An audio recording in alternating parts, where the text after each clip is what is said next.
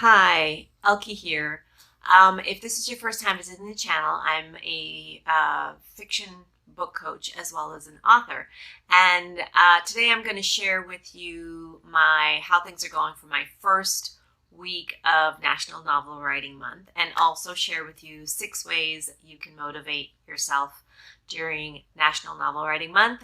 These are obviously strategies that I use myself. It's a little bit different this year because I'm working on 2 stories during National Novel Writing Month. One is a nonfiction and one is a fiction. So I'm going to kind of share with you how I mix in the 6 ways that I stay motivated and how I'm doing that, how I'm doing it, and how I plan to do it during the month of Nano.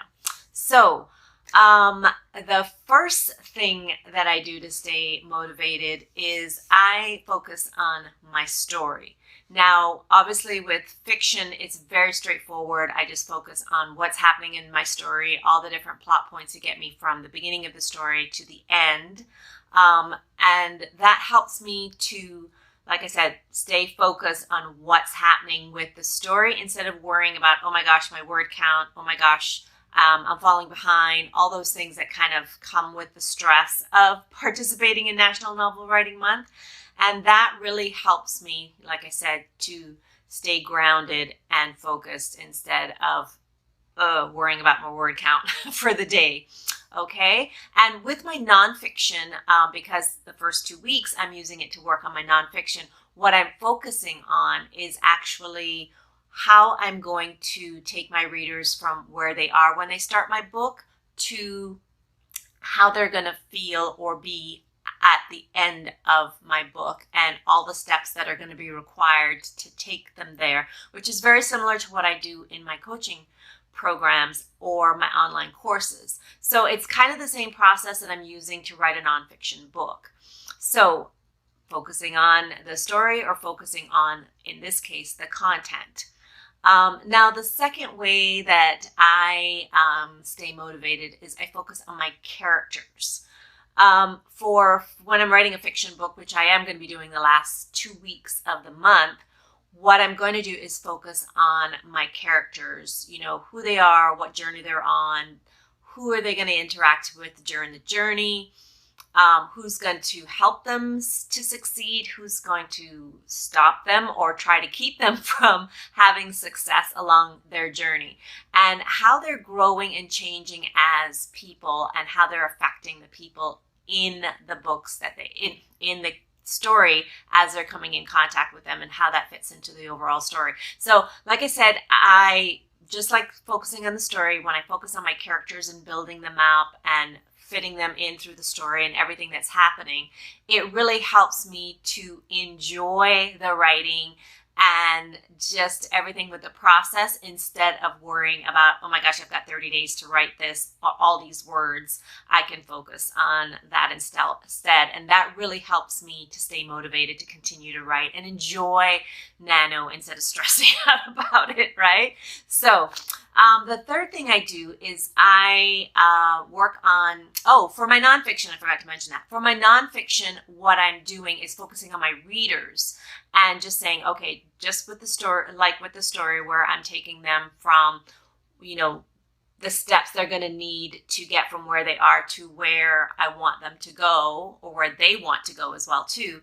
I'm focusing on the reader and all the things that they're going to need to make that journey, and how it's going to help them to grow, change, and become the person that they want, or to make the change that they're looking to make during and at the end of the book. And that's kind of how I'm doing it that way with my nonfiction book.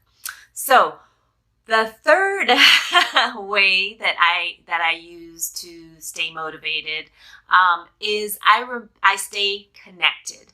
And what that means is just staying connected to a community of writers, my accountability partner. I have one during Nano, and I'm just checking in with her every day or every other day. We're being accountable to each other, and that I really make sure to stay connected to that and utilize that resource.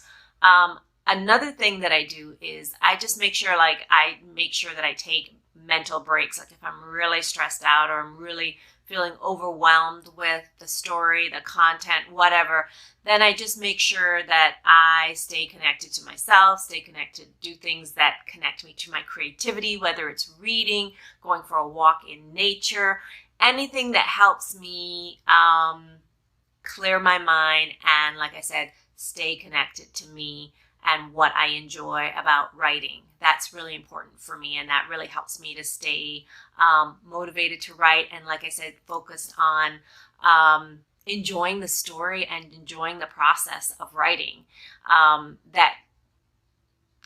and take away the stress that sometimes comes and the pressure that comes with participating in National Novel Writing Month.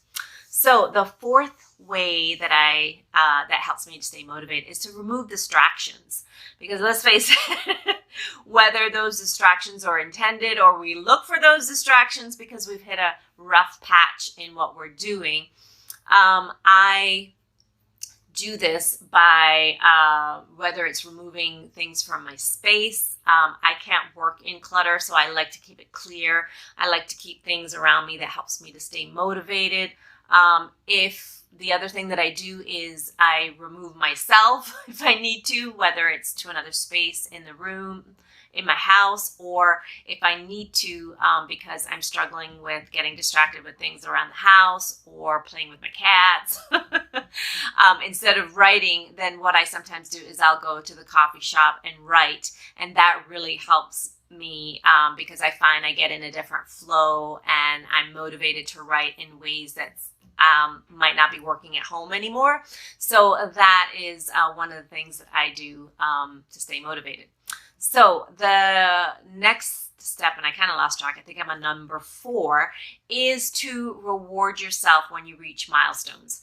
Now, this is something, I'll be honest with you, I'm really horrible at because, to be honest, rewarding myself doesn't really motivate me because I don't get motivated by getting reward for something. So how I reward myself is I actually celebrate instead. So when I reach a milestone or achieve something, is that I share it, or I share it by celebrating, or I celebrate it by sharing.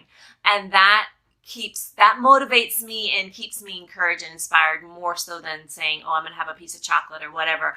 Not that I don't do that, but that's not really something that's highly motivating for me. But I know that my clients thrive on motivation in that way. So if that works for you, I say go for it. If you're like me, where you love to celebrate, then that's what I recommend doing. It's just finding what works for you that helps you to stay motivated to write and to keep going during Nano when it gets hard.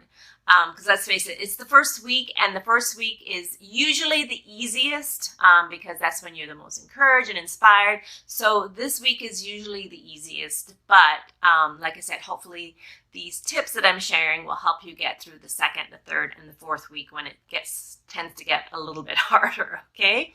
So, and the sixth and final one is to have a fail plan. And this is huge. This is one that is a huge one for me, because let's face it, something's going to happen. Something's going to come up that's going to keep you from being able to participate in National Novel Writing Month, whether it's something outside of your control or just something yourself, right, that you're doing.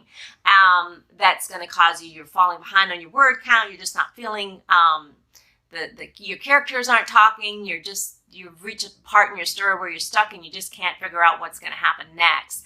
And I like to have what I call a fail plan. And what the fail plan means is just, okay, when these things, trying to list all the possible things that you know that could go wrong and having a solution of how to deal with them and move through them. Because it's easier when you plan for that ahead of time than trying to think of solutions when you're in the mix of it. Because let's face it, you're just too upset, you're too distraught, you just can't think of anything that is going to fix the problem that you're in, right? And having a plan and knowing what options that you can do beforehand really just takes away that stress and that worry. So you know, hey, you know what? If I fail, I've got a plan. I've got plan B that is going to help me to move through it. And that is something that's huge, huge, huge for me. And I love using it. And I always recommend it to my clients as well, too. So how about you? How is your first week of National Novel Writing Month coming? Are you in the zone? Are you flowing? Or are you like, what the heck did I get myself into, right? I would love to hear from you in the comments. And if you're enjoying this content, please like and share the video. And if you would like to get more tips on writing your fiction book, or just trying to figure out how to fit writing in your life and just all of the challenges that go with it, I want to encourage you to subscribe to the channel. All right, I will see you in the next video, and have a fantastic rest of your day. Bye.